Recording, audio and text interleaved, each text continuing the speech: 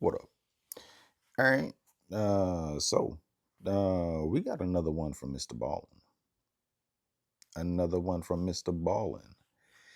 And this is a wild twist to the worst streak of bad luck ever. Worst streak of bad luck ever. Yeah. Yeah, most of these stories, these people have bad luck. A lot of bad luck. uh this has a wild twist though. A wild twist to the worst streak of bad luck ever. All right. All right. Let's check it out. Here we go. Today's story is about a guy named John who just wanted to go surfing, and he would get a chance to do that. However, when he was finally out on the water, something super rare and super horrible happened to him that actually kicked off a series of more rare and terrible things that all happened to John. I mean, this whole story is so outrageous that it just sounds totally made up. But I can promise you, it's not. But before we get into that story, if you're a fan of the strange, dark, and mysterious delivered in story format, then you've come to the right place because that's all we do, and we upload once a week. So if that's of interest to you, please offer to make the like button a friendship bracelet using those little beads with letters on them, but make sure you spell on their bracelet, "Nobody likes you," before you hand it over. Also, please subscribe to our channel and turn on all notifications so you don't miss any of our weekly uploads. Okay, let's get into today's story. Okay, he was surfing. John was surfing. Sharks. I'm talking about sharks here. Lucky day. On an April morning in 1993, a surfer named John Doyle was sitting on a surfboard out in the Atlantic Ocean off the coast of West Africa, just scanning the water waiting for a wave. West Africa. John was totally alone out here. There were no other surfers, nothing, and the only sign of human civilization anywhere was John's Land Rover, which was parked up on the sand on the beach. John was an American. He was from Colorado, and so his experience had always been, lots of snow and mountains and trees, because that's Colorado. But now here, off the coast of Africa, it was like a totally different planet. And in fact, today, John was really feeling that because the sun was so hot that day. It was over 95 degrees Fahrenheit, and he could actually feel his back starting to burn as he sat there, waiting for the next wave. And so he told himself, actually, that he would just catch one more wave and then call it a day to avoid a sunburn. But as John continued to kind of scan out across the water waiting for this wave, he noticed about 20 meters away was a shark fin swimming in a circle, like stereotypical terrifying shark behavior. And so John is horrified and he wants to get out of the water immediately, but he's far enough away from shore that if he jumped into the water to swim to shore, he's going to be in the water with the shark thrashing around. He's just going to attract the shark over to him. And so John decides his only hope here to escape the shark is actually just to surf in. That way he'll stay out of the water. It's much faster. He'll get to shore. The shark can't follow him there. It'll be fine. And so, trying to stay calm, John continued to keep his eye on the shark that was still 20 meters away, and he also really looked closely for any swell coming towards him that might be big enough to allow him to surf to shore. And thankfully, after only a couple of minutes, John did see a swell coming towards him that seemed like it would be perfect for a final wave. And so at this point, John is facing out to sea towards the swell, towards the shark that's still 20 meters away, and he turns himself around, so he's facing towards shore, and then he lays down on his stomach and he begins to paddle towards shore. And as he's doing this, he's checking the swell to see when it's going to come up, when he can stand up, and eventually the swell is right underneath him, and as he's about to stand up on his board and actually surf into shore, he looks into the water that has not quite formed into a wave yet, and he sees the shark. It's literally underneath him. And so John has this sudden surge of adrenaline, and he just jumps up onto his board. He stands up, and for a second, he's stable. He's surfing, and he's riding this wave away from the shark. He's doing exactly what he hoped he could do. He can't believe it.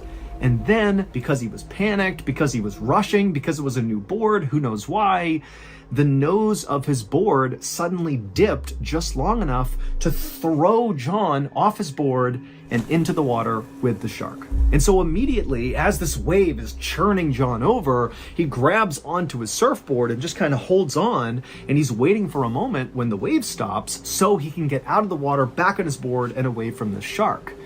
But before the wave even stopped tumbling him over, John suddenly felt the searing pain in his calf. And so John, who's underwater, still clutching his board, he opens his eyes underwater, then he looks down, and through the cloudy water, he can see very clearly it is the shark, and it's a great white shark that is latched on to his leg. And so now, in a total panic, John began punching the nose of the shark, and when he did, the shark actually recoiled and released his leg long enough that John could pull it out. He actually managed to get up onto his board again, and just a second later, almost out of instinct, he was back standing on his board, just surfing along with a leg that was now bleeding profusely into the water. And for a second, John was stable and appeared to be kind of moving towards shore again, but then the shark, it doubled around and swam at John from the side and literally smashed into him, knocking him off the board back into the water. But this time, John managed, when he fell this second time, to actually grab on to the board with both hands. So he has two hands on the board, he's getting tumbled in the water again, but he knows the shark is going to come for him. And so at the last second, he pulled the board close to his body and kind of turned himself like it was a shield. And the shark came flying towards him and bit him. But because he used that surfboard as a shield, the shark just bit the surfboard, ripped off half of it, and swam off with it and began mauling this half of the surfboard. Swim to shore. And John, with the other half of the surfboard, he somehow managed to stand up on it. Again, his leg is bleeding everywhere, and he rode this damaged half surfboard into shore successfully away from the shark. And so when John pulled himself up onto the sand, out of the water, he looked back and he saw the shark swimming off. And even though he's in excruciating pain from this attack, he was so relieved. He couldn't believe he actually just survived that. But John did not have time to think about, what good fortune this was in a way, because he was an hour away from the nearest civilization. And between where he was now and that town, there was nothing. There weren't homes, there weren't buildings, there weren't offices, nothing. It was just totally wild lands until you got to that town. And so John knew he would need to get in his car and drive all the way to that town and then get the people of the town to go get medical help. So, he is hours away from getting the help he needs. He doesn't have And so he anything. has no time to waste. And so he crawls through the sand. His leg is killing him, but he's just so focused on getting up to his Land Rover, and he manages to get to his car. He opens the door, he climbs in the driver's seat, and then as soon as he's in there, he shuts and locks the doors. And then he grabs a white t-shirt that he had on the passenger seat and he ripped it into strips. And he used those strips like tourniquets and he wrapped them around his leg, the leg that was bleeding from his calf. And he basically used this tourniquet to attempt to cut off blood flow to his entire right leg to stop the bleeding, to save his life. But the wound on his right leg was so bad and so deep that despite putting on multiple very tight tourniquets, it just wasn't doing very much. He was still losing blood at a pace that likely would kill him before he got to town. And so John was kind of like, well, nothing else I can do but attempt to go to town. So he fired up his car, he reversed off the beach, and began making his way towards town. As John sped along the road, he began to feel very lightheaded, between the pain in his leg and the extreme heat outside. He just felt very dehydrated and weak. And so he thought to himself, if I can't get a sip of water soon, I'm going to pass out right now and then I'm done for.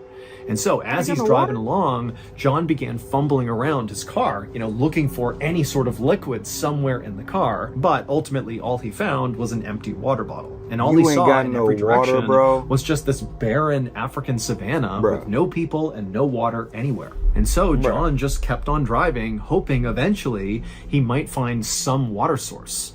And luckily, after only a Water couple of minutes, source. when his eyelids were really starting to droop and he was having a hard time focusing, he noticed up ahead there was a copse of trees with a little creek that ran through it. And so immediately John pulled over and he got out and he hobbled his way over to the water. He laid down on his stomach, so his face is basically right over the water. And then he just put his face in the water and began to drink. And as he did, he felt his heart rate start to slow down. He felt himself relax a little bit. And he started to think to himself, like, hey, I found water. I'm doing okay. Maybe I will survive this. But right as John was starting to feel optimistic, he felt a new shooting pain on his right side. And so with a little bit of strength he had, he managed to turn his head and looked to see what was going on. And staring back at him was a lion who had just bit his side and was now growling and staring at John and beginning to move its jaw left and right to really sink its teeth into John.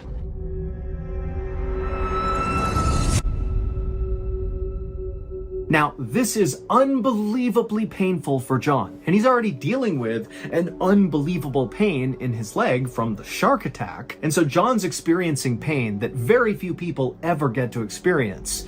And it caused this unbelievable surge of adrenaline, one that you would likely get basically right before you die. That was the level of adrenaline he was getting. And with this adrenaline rush, he grabbed a stick and he began hitting this lion who's locked onto his ribs. And he managed to beat the lion off of him. And the lion, it only backed up maybe a few feet. And it's still totally fixated on John. And it's growling and edging towards him.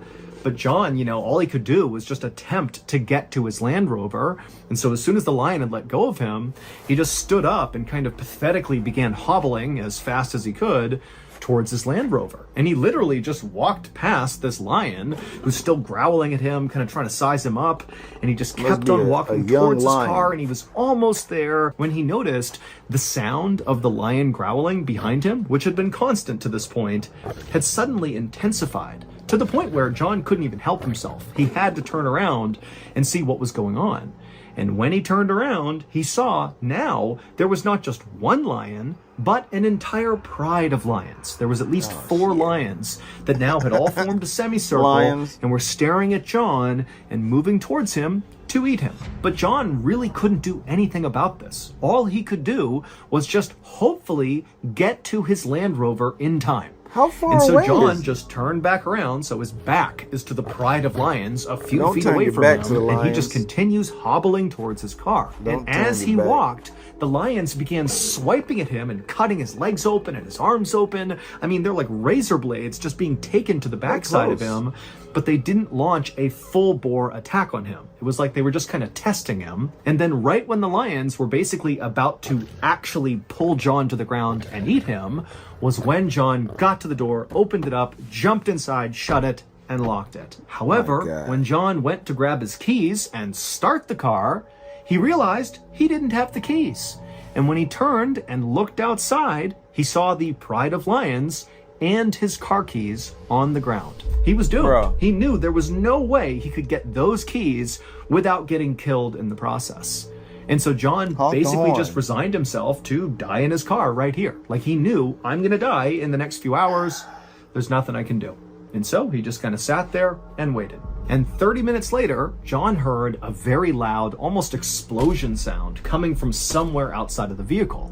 And then he heard it a few more times, and before long, the lions were so startled by it that they ran away. And then he hears what sounds like a series of shutter flashes, like camera flashes.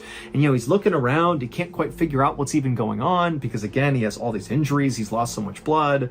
And then eventually, John just kind of passes out, having no idea what had just happened. It would turn out there was actually a safari that was happening in the area where John was at the same time, and the safari guide, as they drove past this area, happened to spot John inside of his Land Rover, surrounded by lions. And so as all the people in the tour began furiously taking photos of this crazy scene in front of them, the tour guide began firing his rifle into the sky to scare the lions off. And so those were the noises that John was hearing before he passed out. And then after he passed out, the tour guide and all the people on the tour pulled John out of his Land Rover, because now the lions are gone, and they would take him to a hospital where doctors and nurses would have to give him 250 stitches to stitch up all of his various shark and lion wounds. John would make a full recovery, and he would hang up on his wall in his office the broken half of that surfboard that he did successfully manage to ride in to escape the shark. He says the surfboard reminds him how lucky he was. Very lucky.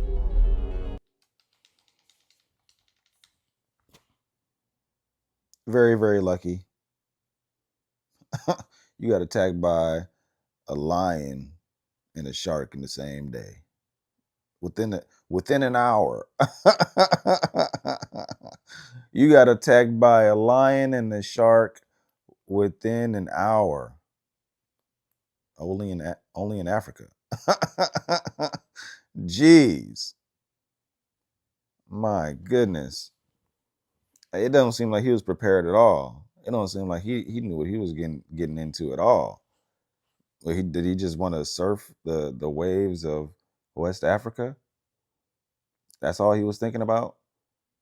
You ain't thinking about the sharks, the great white sharks off the coast of Africa that everybody knows about? You got, man. Whew. Man. Yeah, he's very lucky. You know, it seemed like they just wanted a nibble. It seemed like they were just curious. The shark, I mean, a great white shark, you would think one bite, you know, your calf is gone. You know, most of your calf is gone. A great white shark bites you. Then a lion, you know, if a lion grab hold of you right here, it's usually a wrap. Because it's not just about the fangs. This nigga got claws too.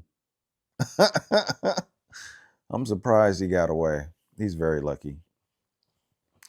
He is very lucky that Safari showed up. They probably was like, what the heck? Oh, man. How you forget your keys out there? How do you not have water? How do you not have water? Like, I imagine you came from somewhere that had water, right? Like, you come from like maybe a campsite or maybe even a hotel or something. I don't know. I don't know where he came from. He's from Colorado, though.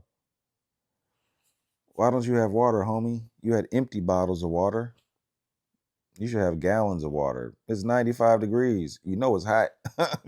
What the heck is going on? He wasn't prepared at all. Very lucky. If you would have had water, you wouldn't have had to stop at a damn creek in Africa. You know, I'm thinking the crocodile's about to snatch you up. You got your head. You trying to get you trying to get a sip of water. You put your whole head in the creek in Africa. You don't even know that water clean. I don't know. I don't know. Maybe, everything. I don't know. I don't know. That was just I don't think John, he shouldn't have been in Africa, especially alone. He's by himself in the middle of nowhere. He's asking for trouble. My goodness. Yeah. Yeah, worst string of bad luck. That was the luckiest. He seems like one of the luckiest human beings. I mean, geez, that's just very lucky. That's very lucky. You got attacked by two of the top predators in the world within an hour, and you only got 250 stitches, but you still live to tell your story. Man.